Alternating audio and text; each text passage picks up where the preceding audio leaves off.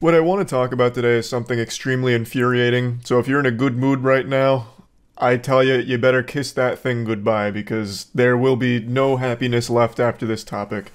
I've talked about for a while that TikTok has rotted the minds of all of its users and convinced them that they're the main characters of the entire world, and everything that happens around them is just a prop that they can use to get views and clout on TikTok. And today I learned about an absolute piece of shit named Alex Bodger. Alex Bodger pulled a Logan Paul. You remember when Logan Paul filmed the dead body in the Japan suicide forest and tried to use it as like the subject of his video, like, whoa, that's a dead body. He killed himself. What the fuck is this? You know, like I'm still surprised Logan Paul didn't start slapping Maverick merch on the corpse. Like he was really playing into it and using it as if it was some kind of great thing for him for views as a viral video. Well, Alex Bodger took a play out of Logan Paul's playbook, but even amplified it. So the situation was, there was an argument that happened at a Starbucks. A father had asked a stranger to stop vaping near his 3-year-old daughter. The stranger got very upset and it escalated into a murder. He stabbed the father right in front of his daughter and he bled out and died right there at the Starbucks.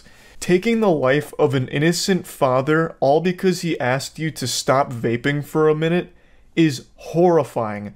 What an unhinged, evil monster. It's such a trivial thing. Just, hey bud, can you just stop vaping for just a minute or two? Like, my daughter's right here and it's making us a bit uncomfortable. Like, that, there was just no reason this should have ever escalated at all to begin with. Dude must have been vaping stupid juice. He threw his life away as well. He's gonna spend the rest of his life in prison for this murder, as he should. Just an awful and sad situation, and it really does blow my mind reading stories like this, where someone kills over something so small. Like, there was just no reason to even be upset in the first place that this guy asked you to stop vaping. What's the big fucking deal? Just stop vaping for a couple of minutes. It makes no fucking sense to me. Now, where does Alex Bodger come into play? Well, Alex Bodger was nearby and saw the scuffle starting, and he immediately started filming it and caught the stabbing, at least the last part of it. So he walked over to watch the guy bleed out, and as he's bleeding out, he just keeps saying, "Man just got stabbed. He's dead, bro. He's dead." And then he's getting like multiple angles, like he was trying to film a fucking 360 video of this for TikTok. He makes no attempt at all to do anything helpful to the situation, like calling authorities or anything even remotely useful to trying to help at all.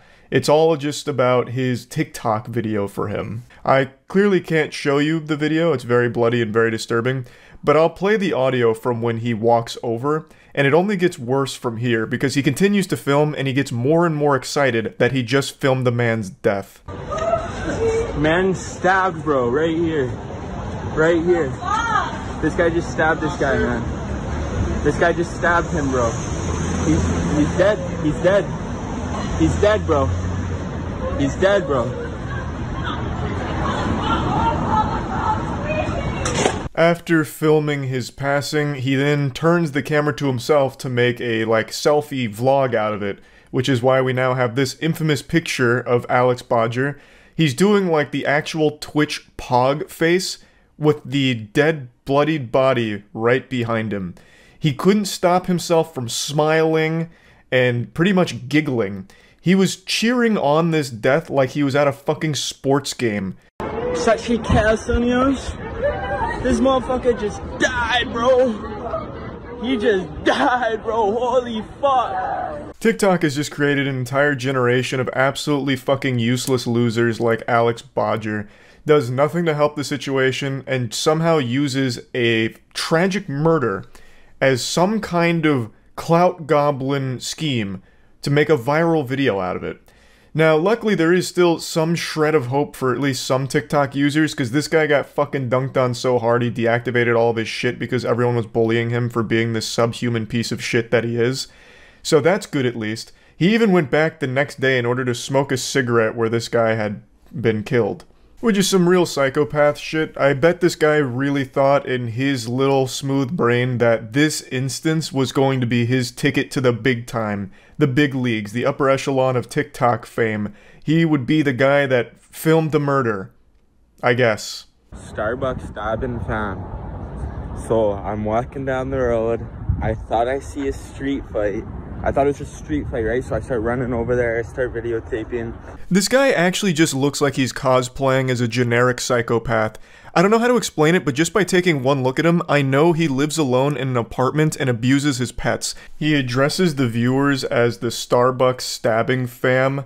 I guess that's what he's trying to call his community, or lack thereof a community. It's pretty clear that he doesn't actually think this is a serious situation at all. This video is supposed to be like his defense, his side of the story, explaining it, you know, getting to the truth of it. You've all misunderstood me, and, you know, that kind of deal.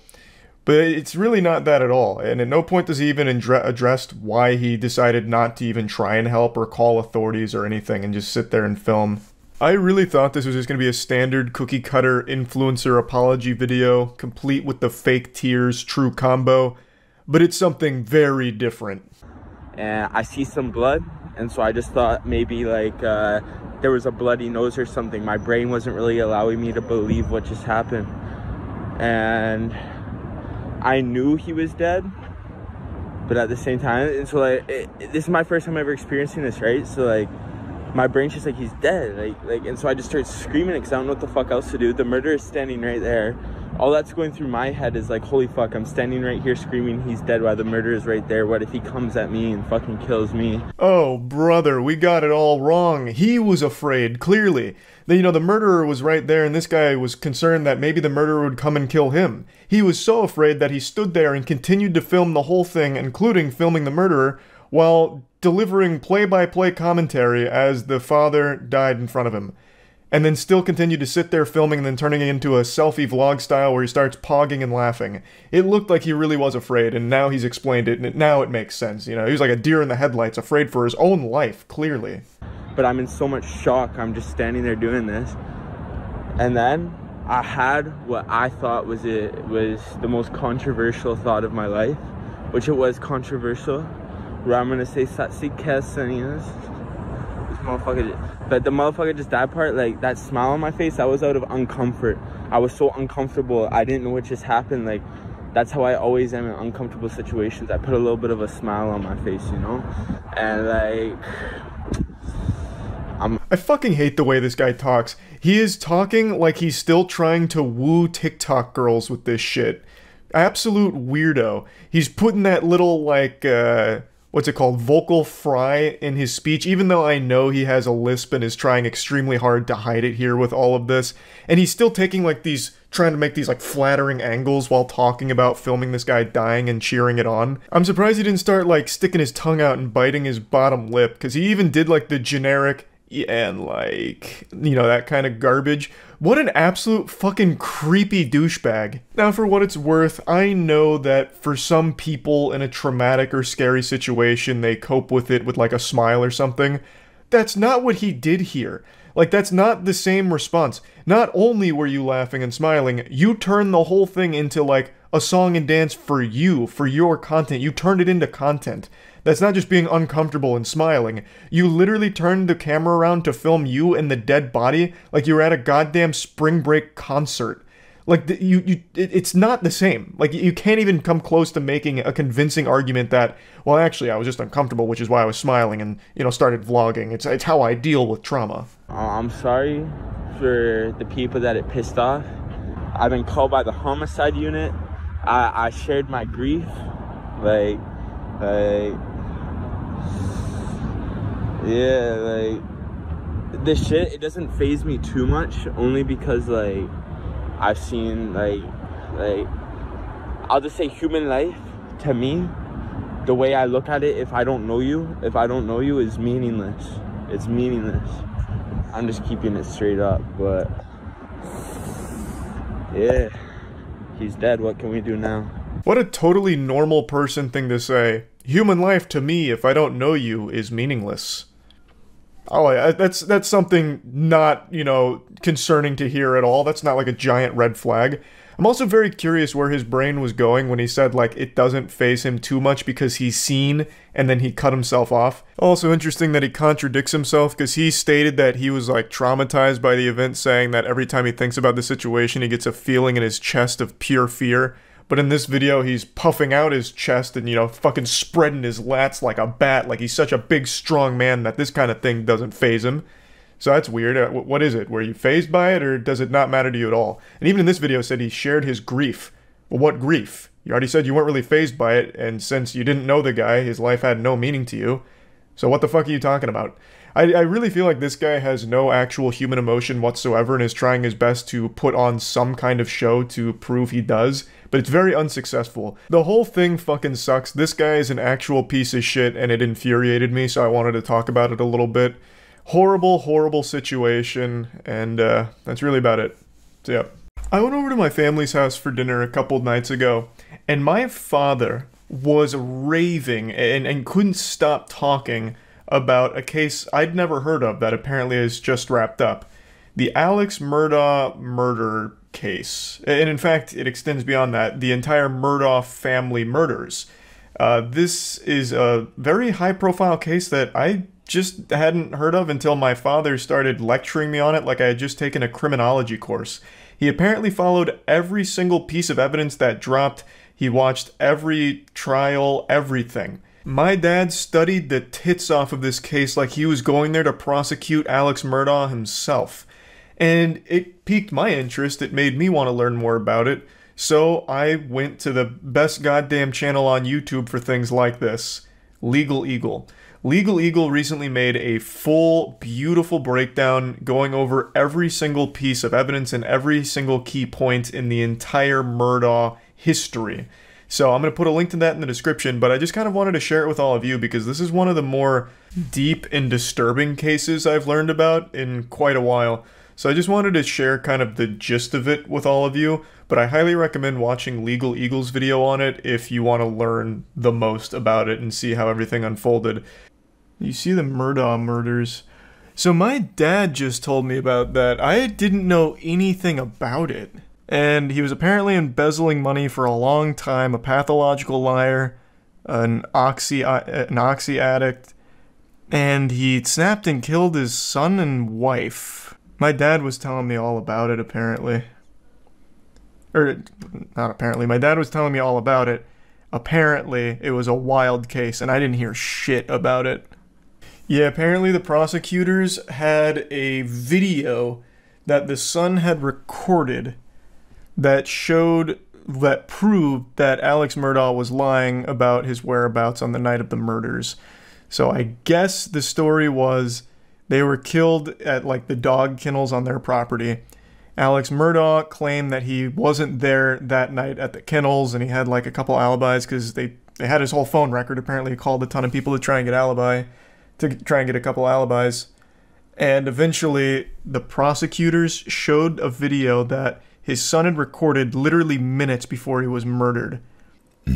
His son he killed also got in a boat accident that killed a girl named Mallory Beach, and also was the only witness to his housekeeper dying, and he embezzled her life insurance. Oh, what the fuck? Close. Los Angeles area double murder expert O.J. Simpson predicted that the Alec Murdaugh jury would acquit the lowcountry lawyer of double murder. It turns out that Simpson's powers of prognostication don't really work for murders he wasn't directly involved in. It wouldn't surprise me in the least if this guy beats this case. So before I explain... It's crazy. It is crazy. We have O.J. Simpson on Twitter dropping reaction videos, giving his opinion on how another murderer could potentially beat their case. That blows my mind. Randolph Murdaugh Sr. was elected solicitor in 1920 and served until he was killed by a freight train in 1940. Sounds like a murder. That sounds like an actual old western murder where they tied him to the train tracks. Don't know the situation, it literally just sounds like he was murdered. Now, some people suspected that the freight train incident was a suicide because no one could figure out why Randolph's car stalled on the tracks. But Murdaugh Sr. was succeeded by his son, Randolph Murdaugh Jr., known as Buster, who held the position for 46 years, cool from nickname. 1940 to On 2 separate occasions, 20 years apart, he told jurors that if they didn't impose the death penalty on a criminal defendant, he would use his power as solicitor to release other rapists into the community. Yes, you heard that right. What? It's hard to imagine a worse thing a prosecutor could say in court, but I'm sure prosecutors have. And he got to keep the position? He would make these threats like, okay, if he doesn't get the death penalty, 5 rapists will go into Gotham. He sounds like the Joker. What? Elected official, so he just campaigns and pays off the right people? Yeah, but I'm sure there's still systems in place where if you're threatening to release rapists out of like a grudge, you can get fired. Like you can get like taken out. Like you lose your position, I would think. Because it was the 70s. It's not like rape was cool in the 70s either. I'm sure people weren't like rallying behind him like, yeah, that's fucking Buster right there. That's how Buster plays. Give the death penalty. Or 50 rapists. Buster, release 50 rapists into the neighborhood. The guy really had rapists in the queue to join the server. Oh, you're talking about Buster still, yeah. I'm just going to take a guess that the other Murdochs didn't use the same tactic. Alex Murdaugh, the now convicted murderer, is Randolph III's son. All of this information is to show you that the entire Murdaugh line is fucking evil, basically. Now that you're brought up to speed on where Alex Murdaugh comes from, let's talk about his kids, because his kids are no saints. Legal Eagle goes into more detail surrounding some of these cases, but I'd just like to give you a quick breakdown. If you want more information, obviously watch his video on it. But one of Alex's sons, Buster, who is named after, of course, Buster Murdaugh, who came before him, is actually a person of interest in a 2015 death. A young man named Stephen Smith was found dumped on a Hampton County road. There wasn't a whole lot of indicators to suggest that this was a vehicle crash, and in fact was even ruled a homicide by a couple of people, most notably the county coroner. And interestingly, Buster Murdaugh is mentioned dozens of times in the investigation.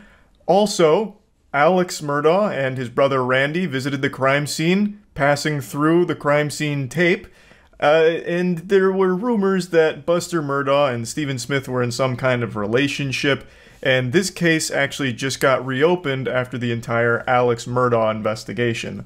So that's all a bit peculiar. That doesn't seem good. Something smells very fishy over there with Buster Murdaugh. And he's not the only one. In fact, Alex Murdaugh's other son, Paul. In 2019, Paul and his friends were partying on a boat.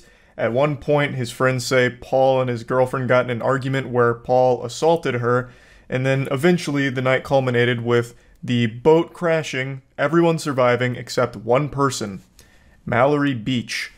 Paul was blamed for the death because he was fucking driving the boat. He received 2 charges, 1 boating under the influence causing great bodily harm, and 1 boating under the influence causing death. So as you can see, the Murdaugh family is known for more than just financial crimes. There's a lot of death linked to the family as well. And there's still more. There's still one that I haven't even talked about, one that happened before Alex Murdaugh killed his son and wife. In 2018, their housekeeper Gloria Satterfield allegedly tripped over one of their dogs and fell down the stairs and died at their hunting lodge. Alex Murdaugh then instructed Gloria Satterfield's sons to sue him for insurance money.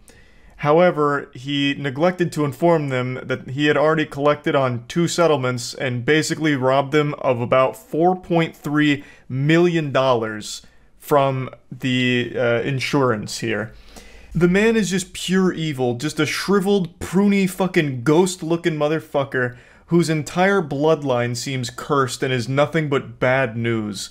It is disgusting. His lawyer said he planned to sue Alex and Maggie personally, because they allegedly kept a beer refrigerator at the hunting lodge and underage kids were free to drink up. Given the scale of Alex's financial crimes, discovery of his assets would have revealed years of Murdaugh's criminality. Later that same night, Alex allegedly found Paul and Maggie dead outside the kennels at the Murdaugh's sprawling hunting estate. I'm really trying to break this down into the most concise form possible just to convey like the general story of the situation, but again, I can't recommend checking out Legal Eagle's full video on it for the absolute best breakdown. In a nutshell, years and years and millions upon millions of dollars of stolen money and financial crimes were about to be brought to light, all of which Alex Murdaugh was panicked about. So the main theory behind his motive for killing Paul and his wife Maggie is he needed some way of buying time to weasel his way out of this situation. I shit you not. The murder of his son, Paul, and wife Maggie, right now the leading theory is he did it for sympathy, to portray himself as a victim, and to basically just buy himself some extra time to get out of the situation because all of these financial crimes that have built up over years were about to be fucking blasted publicly. All of it was going to come to light. So that was his plan. Now, Paul was murdered before he ever stood trial for the death of Mallory Beach. But I'm getting a little ahead of the story because there was one other baffling situation that occurred involving a hired hitman that Alex himself hired to shoot and kill him so his other son could get his insurance money. So Alex admitted to stealing from Chris and blamed his behavior on an opioid addiction. And then hours later, that same day after that conversation with Chris, Alex was shot in the head. Yes. Seriously. Does this seem like a far-fetched Netflix series yet? So, now we're at the part that I know. Everything that preceded this, fucking wild. No clue. But now we're getting into the part that my dad was talking about, and now I'm kind of in the know on where all this goes. Chat just educated me about this, so I have the spoilers here. But I guess I won't drop the spoilers. But I see now what has happened and how things have got to this point.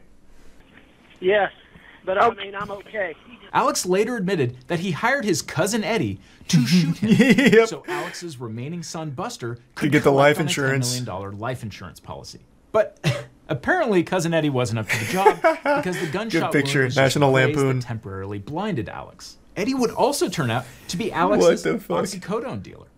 Alex later admitted that he stole from his law partners and clients to fund his addiction to painkillers. According to Hold on, then my dad's calling me about the Murdoch shit that I just sent him with this. Hold on. Yeah, well, did you even know about all of the Murdoch shit with his family? Like how his son is most likely responsible for deaths as well? Yes. You And his son, like, was in the boat accident. yeah, the boat. Yeah, the whole deal. I mean, yeah, I know all the background of the whole thing. Yeah. And then how he tried to set up, like, his own... Yeah, I just got to that point. Cousin Eddie to, like, a hitman to shoot him for the life insurance policy for Buster. Yeah, and then they fucked that whole thing up. Okay, I didn't know if you knew any of that because you didn't mention it. That shit's crazy. Well, see, that's why I haven't been playing any games. I got so into this shit. I'm like, I can't stop. It's like, see, that's why I said this is 10 times better than the goddamn O.J. Simpson.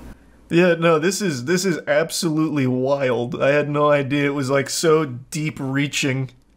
I know. See, that's what I'm telling you. So you think it's pretty cool, right? Well, cool is like probably a weird word to use for it, but like it's fascinating. Like it feels like it's some kind of crazy movie. Yeah, he's really into the whole Murdoch shit. He got like encyclopedic knowledge on this whole thing apparently. He didn't even mention the family stuff, so I thought that'd be news to him. Yeah, no, this whole family's rotten.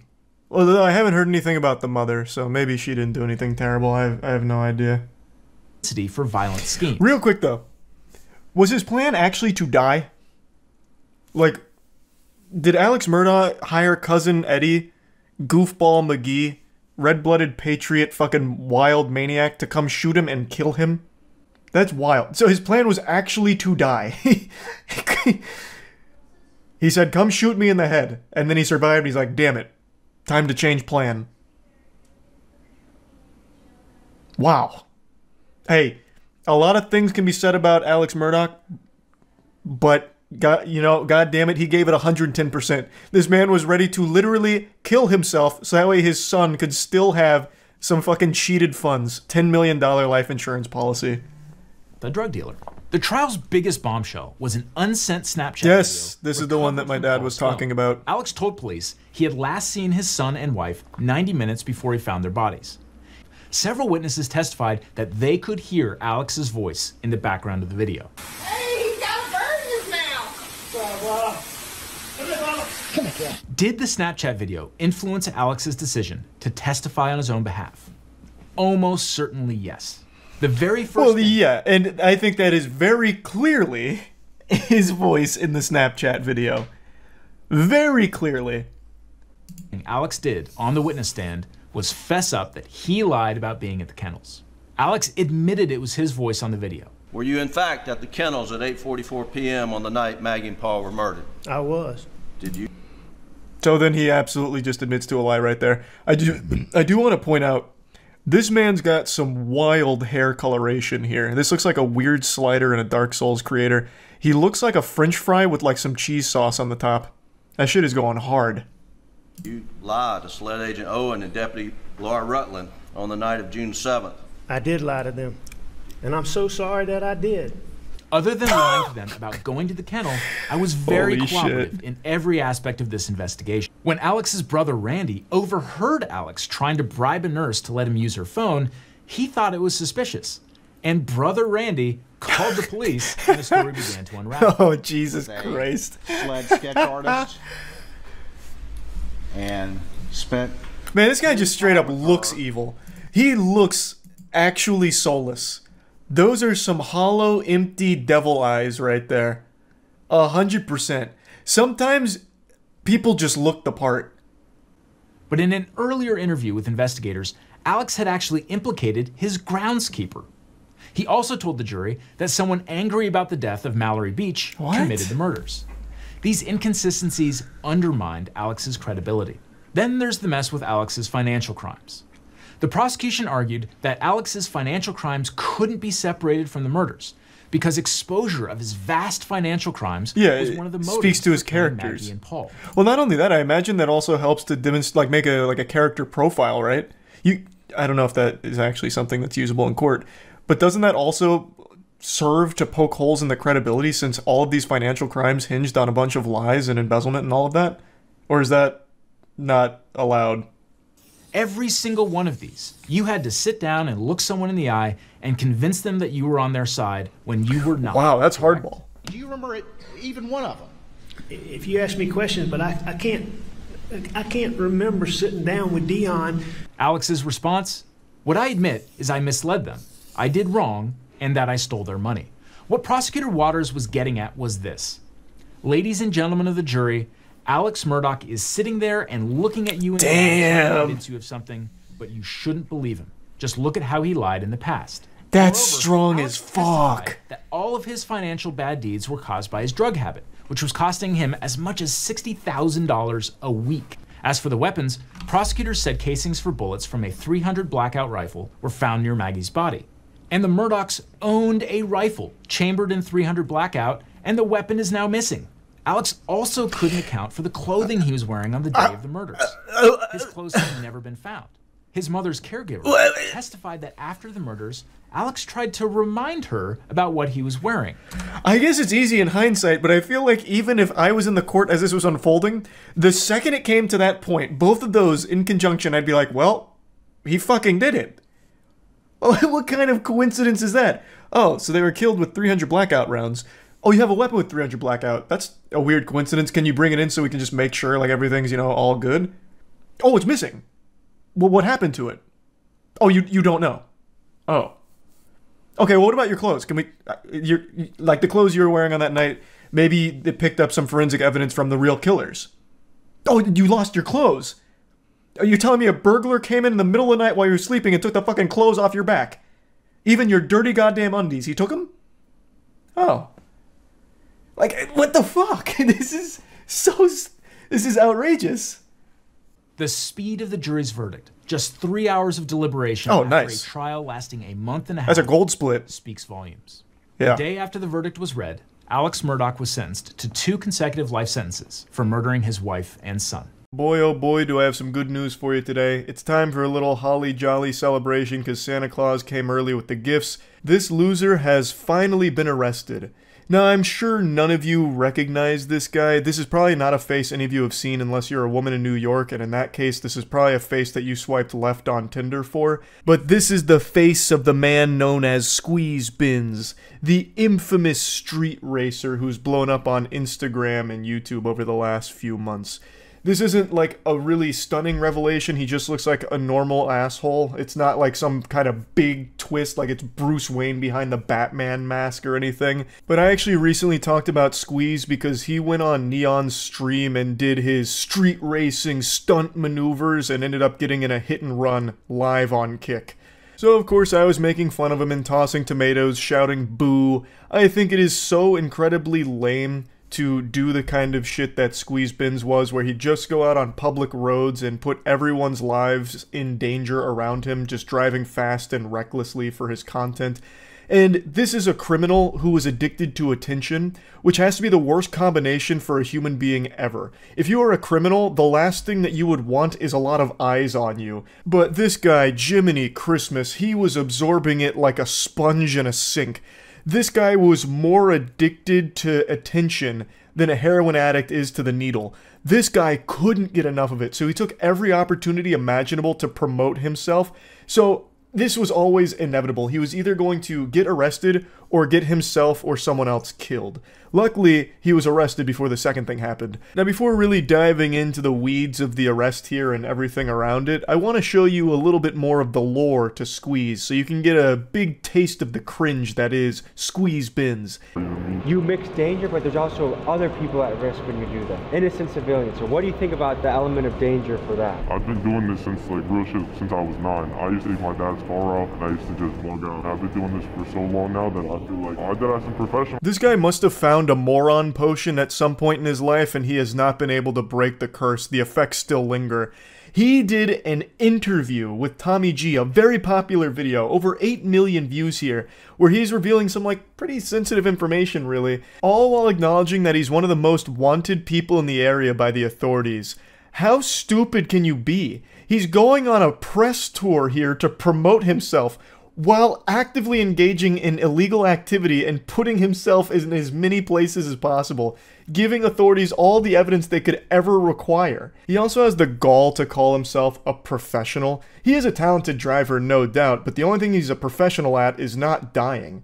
That's it. He's going out there and gambling with everyone's lives and his own, and nothing beyond that. He's not a professional at anything, he's just currently surviving. Is all. That's how I drive. There's been incidents where I've gone out with people and they try keeping up with me and they've crashed. How fast do you go? I mean, there's been a video on live where I've gone one-handed 210 miles an hour. Filming with one hand, driving with the other, 210 miles an hour. Yeah. That's insane. Did that scare you? Not really, just to build up a tolerance of just speed. Do you feel like the police watch your Instagram? 100%, they do. Let's pop in the... 100% they do.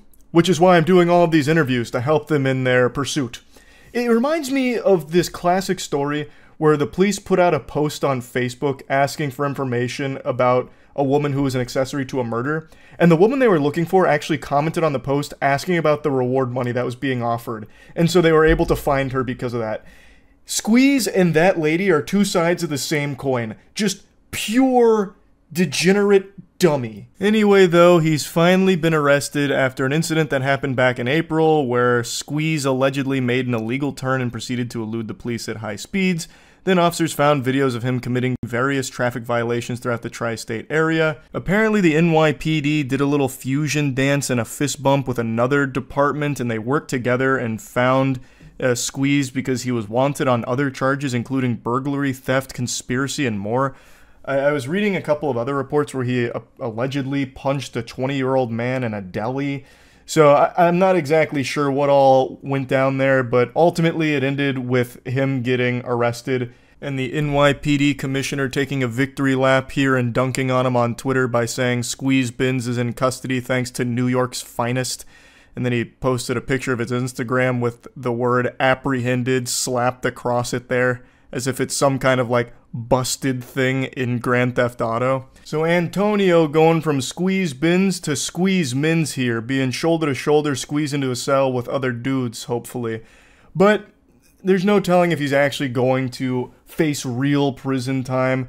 It seems he's been released because after all of this, he did make an Instagram post about how he can't go live on there. So then he made a Twitch account, which I can't find. I do see a Squeeze Bins account there, but there's nothing on it, and I think that's just an impersonator trying to capitalize off of this. His original Instagram account appears to be banned, and the only one I can find is another one that appears to be an impersonator, but maybe it really is him. I have no fucking clue. I also can't help but giggle that he decided to make a Twitch account instead of a Kick account. Like, not even this blatant criminal who has already broadcast crimes on Kick wants to make an account over there and stream on purpose. He still decided to go to Twitch first and foremost. That's kind of crazy to me because Kick is the home of broadcasting illegal activity. They don't do shit about it there. They give you like a subtle thumbs up because it's driving more traffic to their site. That should be home turf for Antonio here. Squeeze Bins would be hoisted on their shoulders like a golden goose.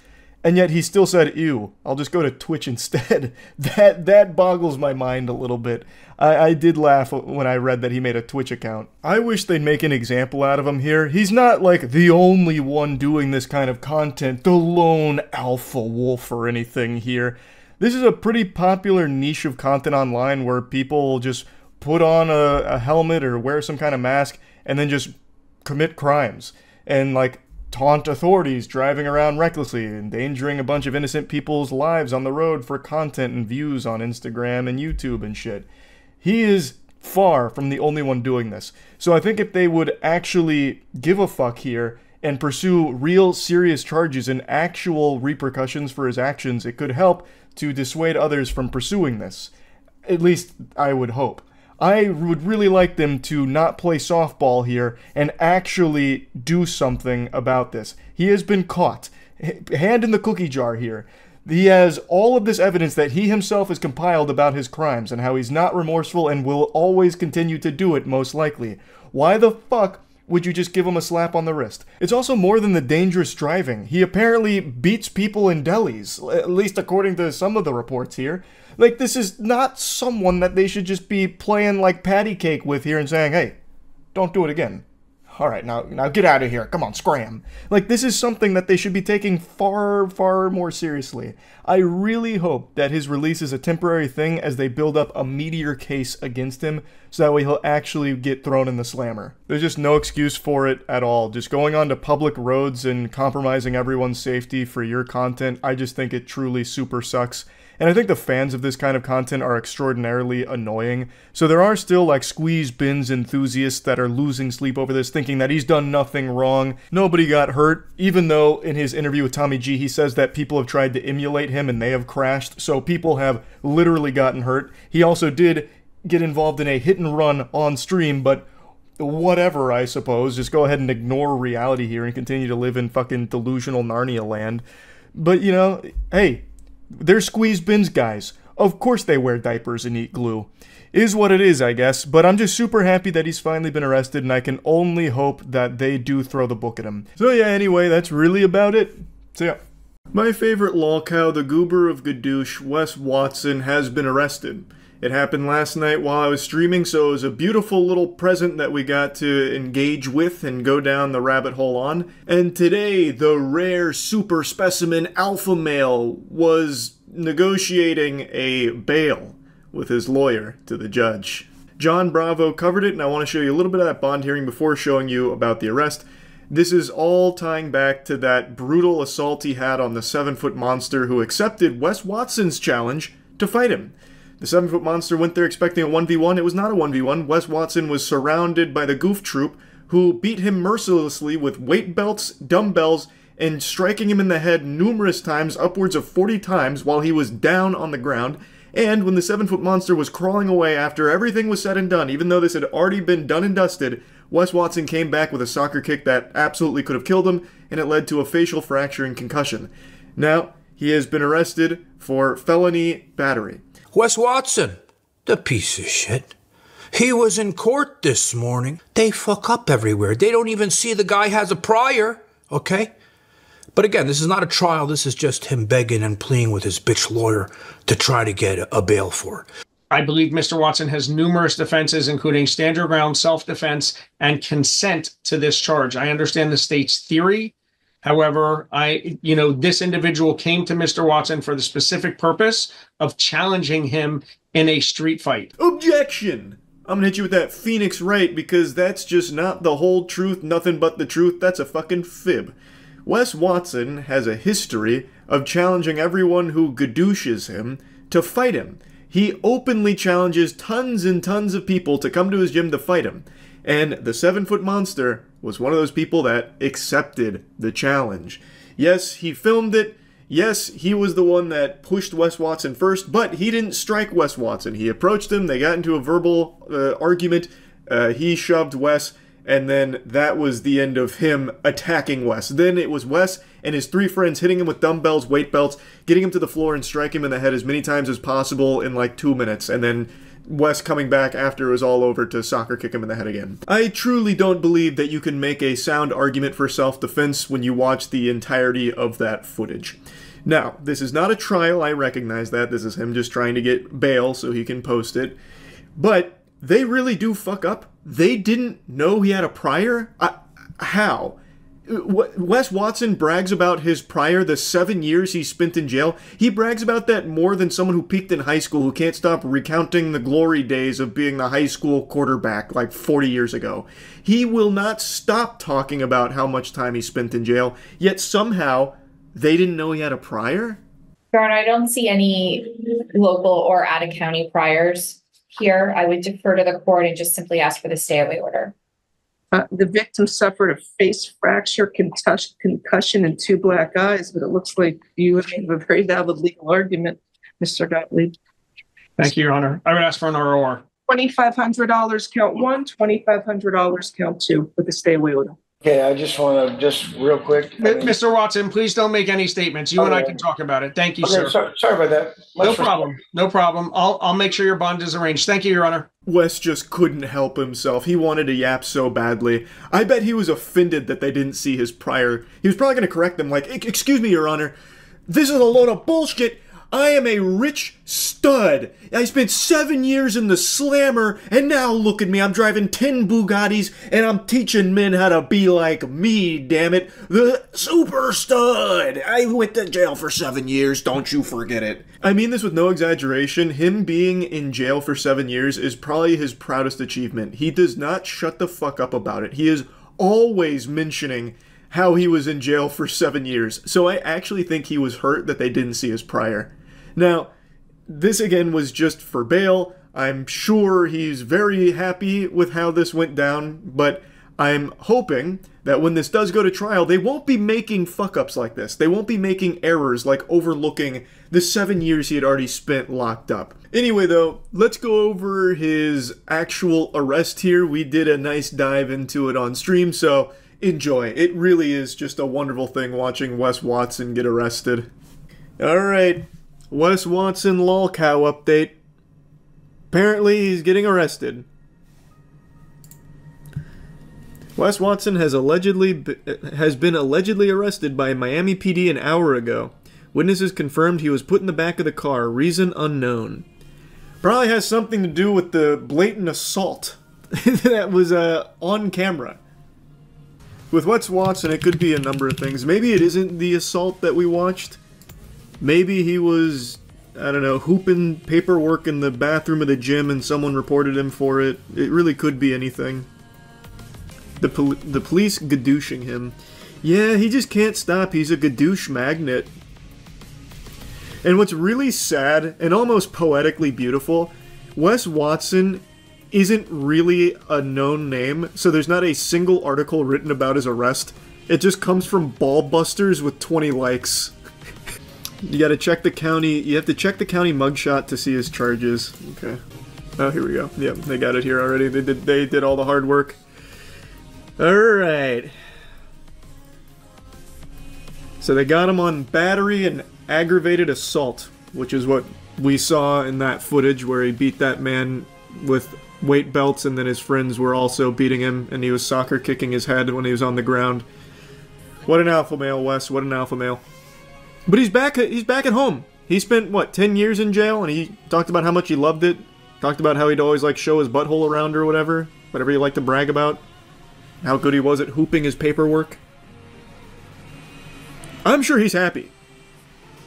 I bet he is going to be more comfortable in that cell than in his $90,000 or $900,000 a month rented mansion or whatever it is. I already forgot. Numbers always change. 5'8", lol. I mean, everyone knew he was short. Did he pretend he wasn't? That's not surprising. You can literally see him next to people and recognize he's not tall. He's taller than you. Yeah, barely. And I'm short. He used to say he was 6 foot. Oh, Wes. That's so sad. You want to know something even more sad? He's probably not actually 5'8". He's probably closer to my height at 5'6". They probably had him in his fucking clown shoes, giving him an extra 2 inches. Kind of like what they do for basketball stats, where they just put your height like a little inch or two taller. Oh, the mugshot! Oh, see, he looks happy. He looks at peace. This is actually the happiest I've seen him look in, what, months? Because usually he's red in the face, melting down, talking about getting gadooshed by Redditors. He's perpetually on edge. Even when he's talking to his girl that he rents, he's always, like, mad. And he's always trying to, like, prove something. But here, he looks, like, so serene. He's in his happy place again. He's back in jail, baby. I'm excited to see what they set his bond at. This is fresh, too. This is straight off the press. We got boots on the ground right now for this. How'd they get him? Well, it was filmed. They have multiple angles of him beating the shit out of a man, soccer kicking his head while he's already on the ground and hitting him with weight belts. John Bravo counted it. What was it? 48 hits to the head? From Wes alone? It was something like that. God, it is crazy how he replies to every single person in text messages.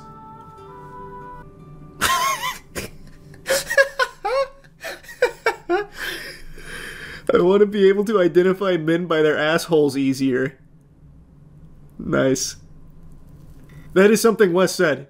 In Wes's own words, he said people used to identify him not by his face, but his asshole when he was locked up. He would brag about that. He really is a lol cow. He is. He responds to every single DM, every single text message, everything. And then when someone finally takes him up on his infamous, come fight me, bro, he has his friends jump him and they hit him with weapons, dumbbells and weight belts, and then kicking his head while he's on the ground for like 45 seconds, delivering well north of 40 plus blows to the head and 4 soccer kicks. Also, he literally did say that verbatim. I even played the clip. Okay, here. I got him again from my same phone number I pranked him on a month ago. I'm interested in coaching. Let me know and you can go over more details. What's up, bro? What's your main focal point? I'm 5'5", 240. I eat cupcakes, chips all day. I beat my stick 8 times a day. Sometimes I even drink it because it tastes good and I'm a freak, but I want to break that habit. Are you messing with me or do you really do that last part you texted me? Don't waste my time. I really do it. Oh my god, I'm not reading all this. Jesus. $5,999 a month. Or, great deal, $15K for 3 months. Whoa. Wait, I gotta stop the music for that. That's a steal. That's an incredible deal. He's just giving his juice away. He's getting this Krabby Patty secret formula into the hands of desperate men for such a low cost, only $6 grand a month? Holy. Okay, I'll do the 12 months for 40K. Great! You need it! Okay. Oh, is this where the leaf blower meme comes from? Is this the genesis? Do I need a leaf blower to start? Do I need to rent escorts? Do I need to rent supercars? Do I need to rent a mansion? Do I need to beef with Reddit users daily? Do I need to scream at people on Instagram? Do I need to drive around my rental in circles? Does every body part need to be tatted? Do I need to use Metal Gear Solid exclamation points, basically, after every sentence? Do I need to turn gay? Do I need to link up with Lados and Nick and circle jerk with him at Elevation? Also, will Diddy be there? I knew you were a troll. You're nothing but a beta bitch. Fuck off and keep being a pussy. You'll never be anything in life. And then a picture of a leaf blower. This is not real. Nope, it is. Wes Watson, if he wasn't in jail right now, you could test it yourself. If you DM'd him saying like, hey, I'm looking for coaching, he would respond being like, yes, for only $6,000 a month. What do you want? And if you just like hit him with anything like you're a bitch, you'd be like, all right, well, and then he'll go on like Instagram and post a story. So I had this bitch come at a stud like me. Can you believe this? Oh my god. Daily. Actually, I'm gonna check his Instagram right now. I'm gonna wager a guess he has nothing shy of 30 stories just today. 1, 2, 3, 4, 5, 6, 7, 8, 9, 10, 11, 12, 13, 14, 15, 16, 17, 18, 19, 20, 21, 22, 23, 24, 25, 26. Just shy. We just missed it.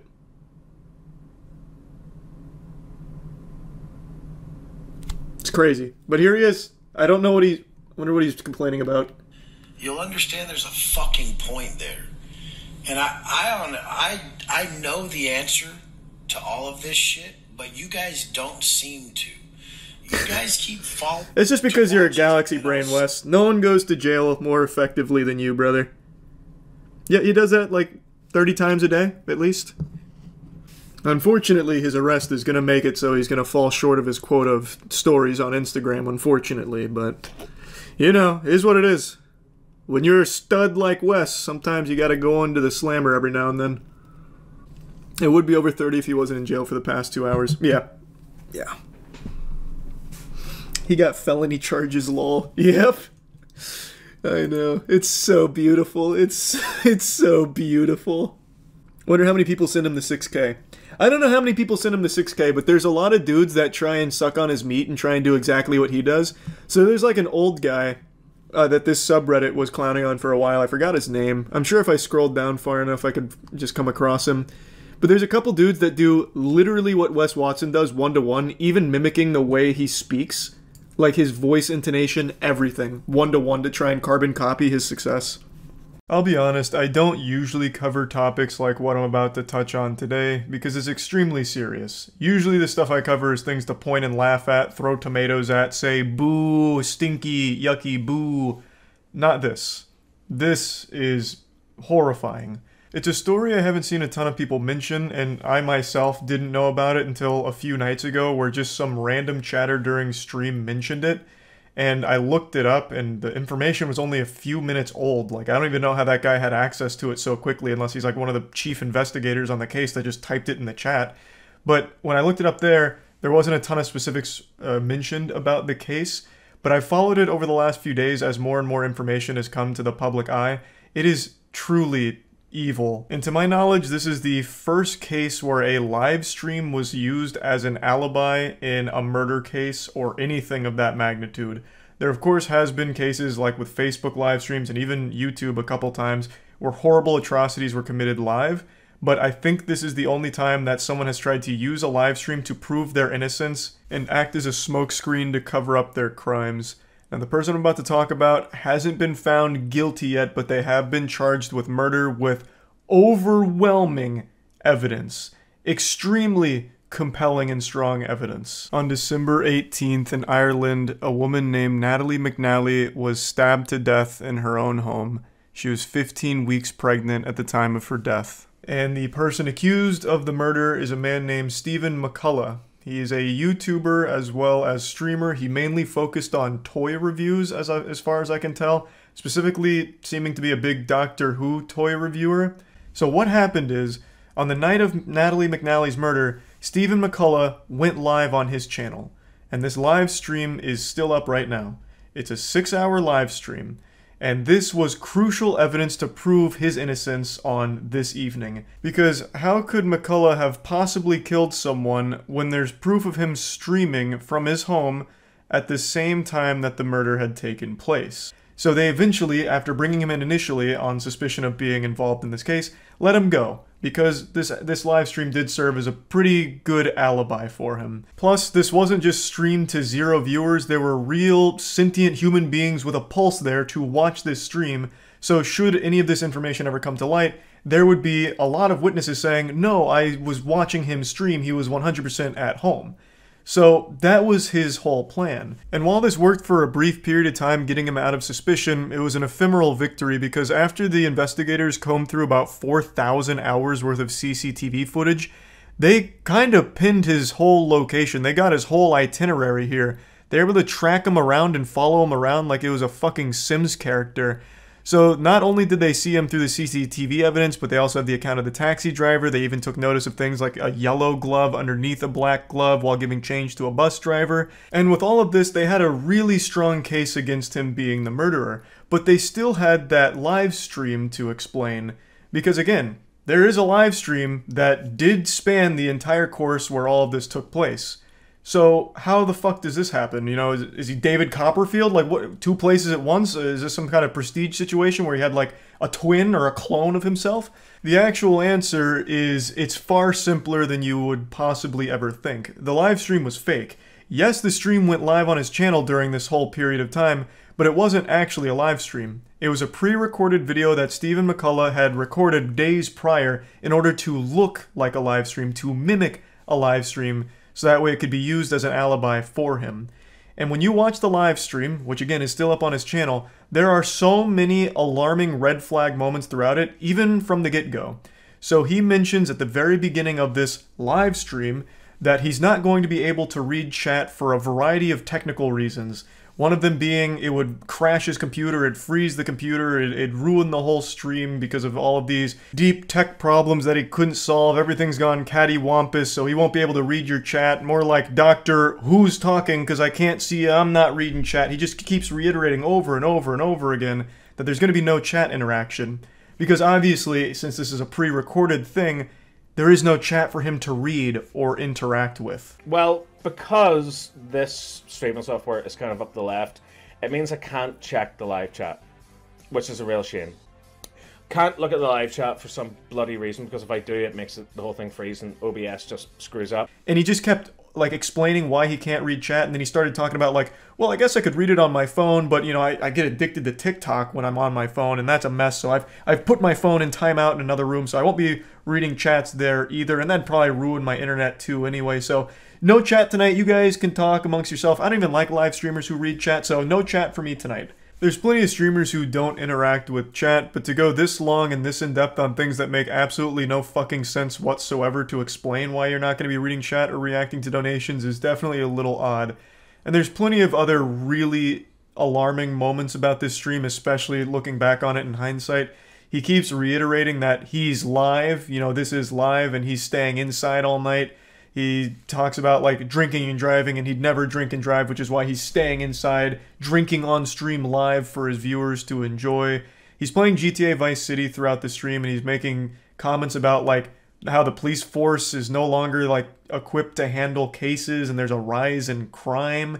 It's in the real world he's talking about. It's all very fucking alarming stuff, but by far the scariest thing he says has to be this. Yeah, that's physics. That's what would happen in the real world. Abso-fucking-notly. Abso-fucking-notly.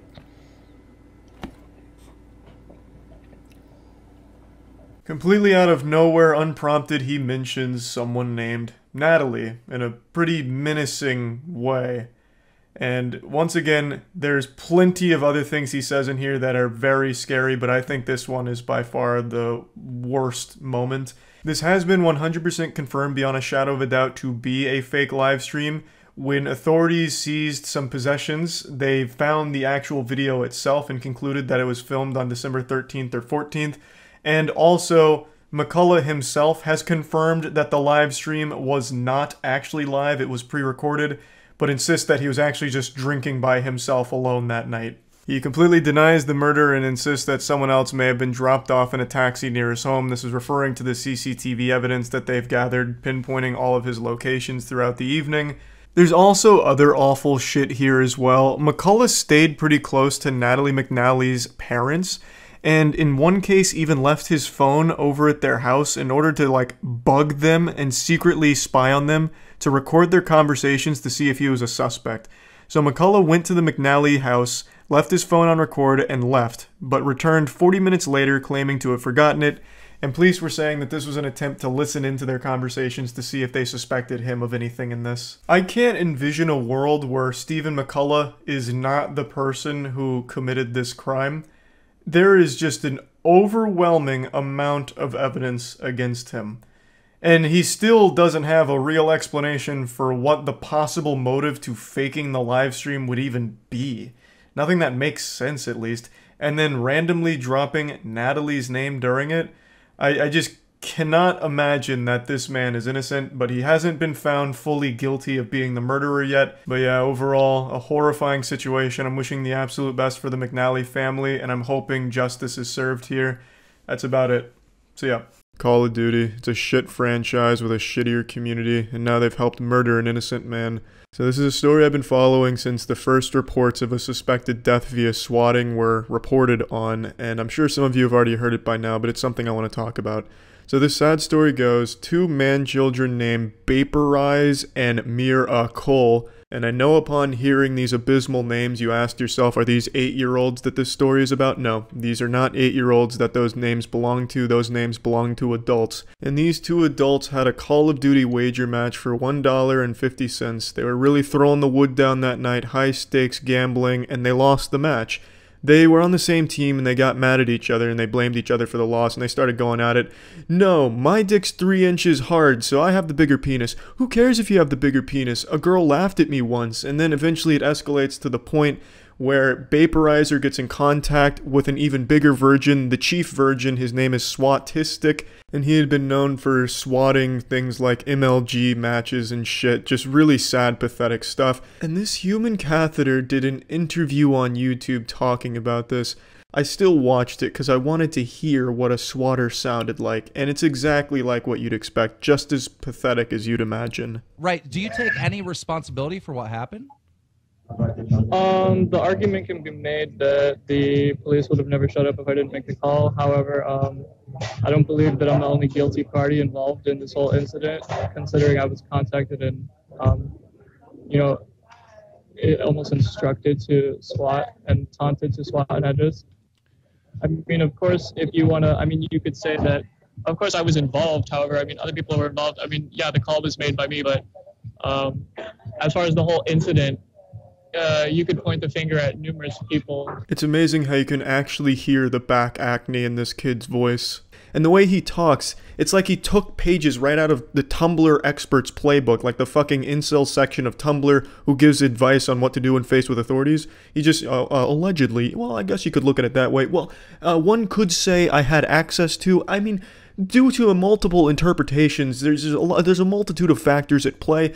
I suppose you could, deduce that I pushed him into the shark-infested waters, but it was the shark that killed him, not me. And it's sad that I have to compare sharks to cops, because sharks aren't even out for as much blood as cops are. But anyway, once Vaporize gets in contact with Swatistic, they attempt to dox and swat Miracle, but Miracle, in an attempt to prove that his cock is 3 inches hard, reaches out to Swatistic and says, "Here's my address, swat me, pussy boy," and here's the tweet.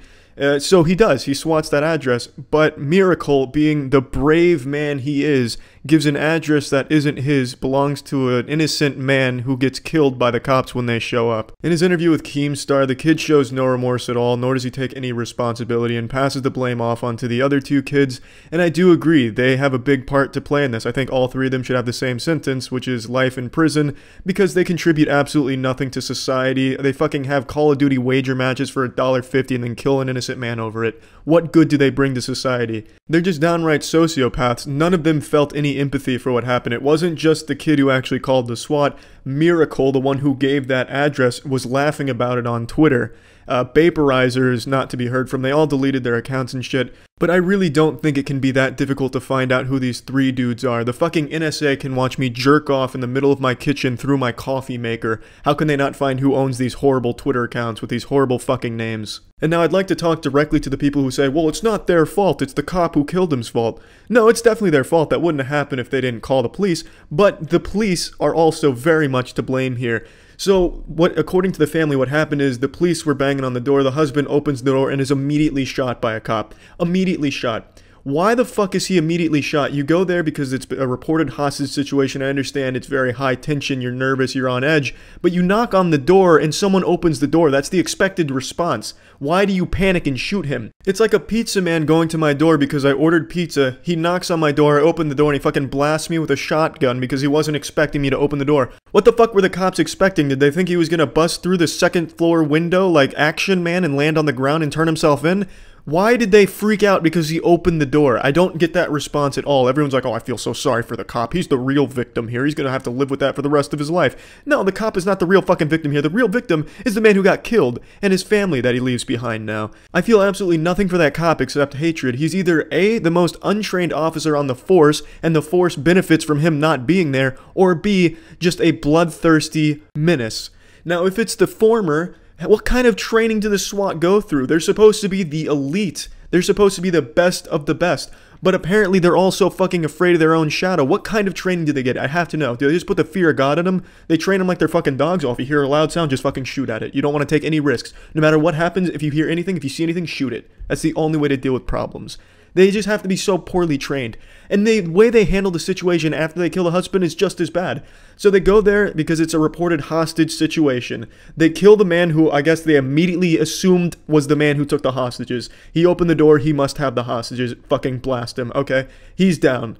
Now they have the hostages left. And what do? They make the hostages walk over the corpse and then handcuff them.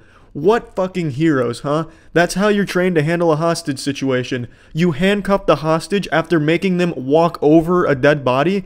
Amazing. Absolutely amazing. SWAT is a fucking joke. An absolute fucking joke. I made this video when the story was still fresh and all the details weren't fully out there, and now I just watched an interview with the mother of the son who was killed by the police, and she says there was no knocking on the door. He heard noises, so opened the door and was gunned down. They weren't giving him any warnings or anything, they just killed him the second he opened the door. Which doesn't exactly make it any better for the police side of the story. I'm not going to take out the part of the video with the knocking on the door portion because there still is some sources claiming they did knock on the door and then killed him when he opened it. So really neither one of them looks better for the police. Him opening the door while they, didn't give him any warnings or anything and killing him, that's just as bad. I don't know what the fuck they thought he was doing, opening the door to charge them with like riding on horseback or something. It's still a ridiculous scenario that doesn't warrant them gunning him down in any cases. Also, more breaking news as I was rendering this video out, the swatter has been arrested. Here's his picture. This is him. Looking like a man you'd find at your local card shop playing Yu-Gi-Oh! With the children. And now I'm happy to say, Tyler joins the Hall of Fame of swatters with Robert McDade and Zachary Lee, who are behind bars for many years. It's a fantastic conclusion, really. But this shouldn't be where the story ends. Miracle and Vaporize and the cop need to face repercussions for this event. This whole thing wouldn't have happened without Miracle and Vaporize coming together and forming the perfect storm of tiny penis and lack of testosterone. And if Tyler's going to jail, those two should also be going to jail. Vaporize will likely get raperized in there. And it'd be a miracle if the other guy's asshole wasn't stretched 2 feet. The cop also needs to be joining them with some more than just a paid vacation. There needs to be more done here. Justice hasn't been served entirely, but it's a great fucking start. And I just want to address this because I already know it's going to come up in the comments, people calling me just a cop hater, one of those fuck all cops kind of people. I'm not. I don't hate all cops. There's good and bad cops, I know that, but there's a lot of bad cops, a lot of them going around right now. Just take, for example, the fucking Simon Says killer from not too long ago, who just executed a man who was following his absurd instructions, making him do everything shy of an interpretive dance and write him a book report, and then he kills him. It's fucking sickening. And I think this is another example of a bad cop. I know we don't have all the details surrounding what happened here, but I don't think under any circumstances would a man opening a door warrant being gunned down in cold blood. Unless he walked out of that front door with a nuclear bomb strapped to his chest, I don't see why you executed him like that for no fucking reason with no warnings. It's just disgusting. This is a bad cop. There's a lot of bad cops, but I don't hate all cops. Obviously not all cops are bad. But yeah, I mean, that's this whole story, and I'm super glad the swatter was caught, and we can only hope that justice is served for the other 3 that were involved in this tragedy. So yeah, that's it. So yeah. There's so many things in this world that can make you frown. Undercooked meat, getting a porta potty tipped over on you while you're inside, just to name a couple. I want to give you something that can make you smile.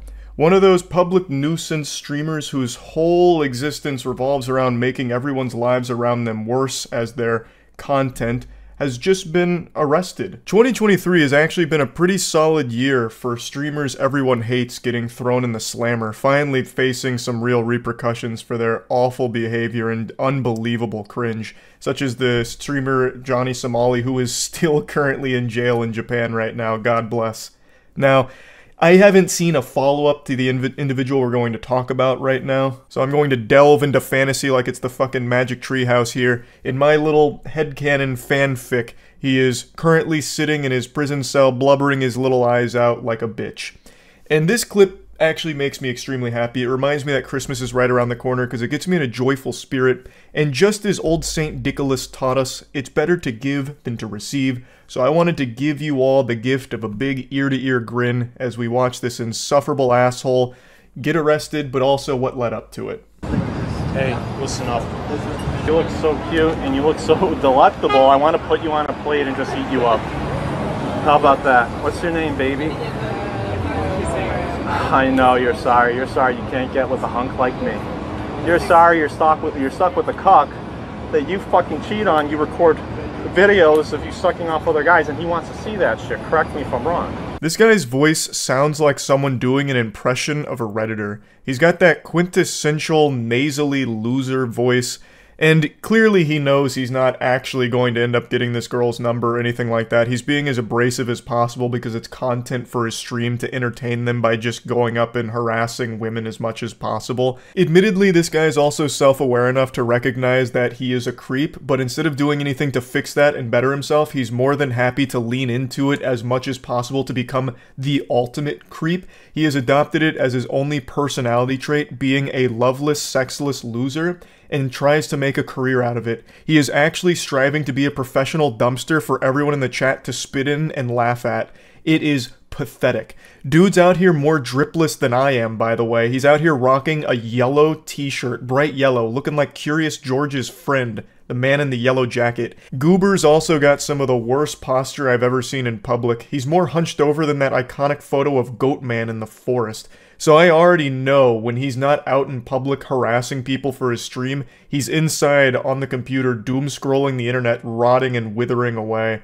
Now, of course, I'm not usually one to criticize posture, because sometimes when I'm streaming, I get fucking hunched over and right up against the monitor too. But at least when I'm out in public, I'm self-aware enough to recognize that you gotta straighten that shit up. And that happens regularly, right? Tell me I'm right on the money or not. Tell me, okay, listen up, baby. I'm so sorry. You know, I really tried. God damn you. Her booty's so small. Fuck. It's so cute how he also has a friend with him that's doing the same thing but from a distance, kind of whispering it to stream, just insulting the girl for the audience. What an unbelievable power couple of fucking douchebags. I don't want to bother you guys, I'm not trying to be creepy in any way, but can I get like one of your numbers and I'll be on my way and then we can meet up? We're actually going to go meet our boyfriends right now. So. Oh, so I can't take you out or do anything like that? Yes, really quick, just stop right now. Sorry. Doesn't matter what you want. Do you want? We're just, here's what we're wondering. Sorry. You're just so fucking hot. That second encounter right there is nightmarish. This girl's walking on the street alone. 2 weirdos come up to her and say, "It doesn't matter what you want." And you could see her facial expression drop, just completely sink into a panic mode.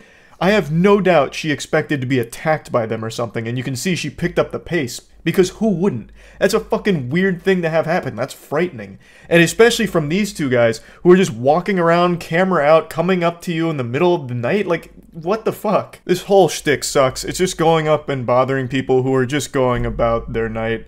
Just randomly coming up to women. Hey, Pardon me, toots.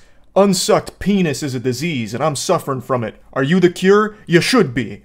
It's fucking dumb. And it's a lot worse than that. It's worse than just going up and doing cringy lines. It's sticking around, bothering people, and in this case, scaring a woman who's walking home alone. Want to be my girlfriend for 5 minutes? Do you want to just go on a little date? We're gonna walk for a bit. Okay. Just a pinky. Okay. Pinky? So you can hold my hand. Oh. Yeah. So, Hey, I'm here with my girlfriend. I'm here with my girl. Can you guys just shut the fuck up? I'm here with my girlfriend. Okay, Just shut the don't fuck scare up. people, Get the fuck out of here. I'm here with my girlfriend. You're making too much noise. Get the fuck out of here, asshole. Fucking prick. I'm so sorry, Luna. No, this is no. dumb. Please. No, I was just protecting you. No, I was I don't protecting you, want that. baby. No, Please. Ha ha, you get it? The joke is he's just pretending to be an unhinged lunatic. I don't know why you couldn't understand the gut-busting comedy of that. I'm gonna toss a quick fun fact your way, so get ready to receive it. About a month ago, I made a video going over shitty streamers like this guy and his friend, and I'm almost 100% certain that this is the same guy that ran away when someone he was harassing finally took him up on the offer to fight. He was the guy that instigated a conflict, and then the guy he was doing it to said, alright, let's just settle it right now. And immediately this guy bolted off. I'm being very generous with that term. Bolted in the same way that an alcoholic zombie would stumble across the street, because this guy is not athletic at all. But he ran away as quickly as his goofy little legs could take him, and then had this brief come-to-Jesus moment where he recognized just how sad and pathetic he is. Just this impressive specimen of trash. All right. You, me, Central Park, tomorrow. Don't be late, motherfucker.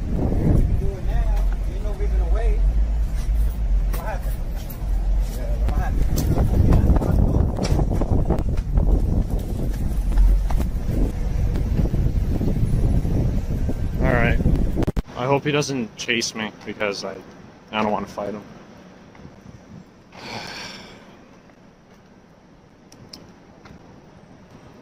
Am I a pussy beta? Perhaps. But I don't know. Using all the latest and greatest in technology and summoning the world's leading forensic experts to analyze the footage here, I think we can all conclude with a high level of confidence that this guy and the guy that I've been showing you who's about to get arrested here on stream are the same person. There's just no way that this world is forsaken enough to allow two people that sound, look, and act like him and stream like him to exist at the same time. I just don't believe that. It's the same person. I'm pretty sure of it. You love it. You know that there's like a... What are you doing? Excuse me, what's going on? What's going on? Relax. Put your hands behind your back. Put your hands behind your back. What's going on? You're being placed under arrest. For what? We'll tell you in a minute. Yeah. You just want to talk to you, you want to run. All right, now we're going to put you on your side. So they're arresting Carl, guys. Carl did nothing wrong. Ah, yes, the good ending. Tugs on your heartstrings. It's a beautiful thing to witness. You love to see that. I can't imagine a more fitting conclusion here. I don't know why his buddy's saying he did nothing wrong. He immediately tried to run from the cops who were about to start talking to him. You can't do that. Like, what the fuck? I imagine they got called there for a disturbance, like, hey, there's this weirdo and his weirdo friend that keep harassing everyone nearby, so the cops are coming to tell him to, like, cut that shit out. And then Chief Goofball here immediately tries to run. Well, it's not really a run. This guy and run don't really go in the same sentence. He takes, like, two fee-fi-fo-fum steps that kind of resemble, like, speedier movement, and the cops are like, nah, putting the kibosh on this, and they just tackle him, they take him down, and then stand him back up. So, again, I don't know what the update is. I don't know if he's still in custody or what, or if there's any charges. I couldn't tell you. It just makes me happy to see that. It's just a big ol' asshole getting taken off the streets there. So, I thought that might put a smile on some of your faces. That's about it. See ya.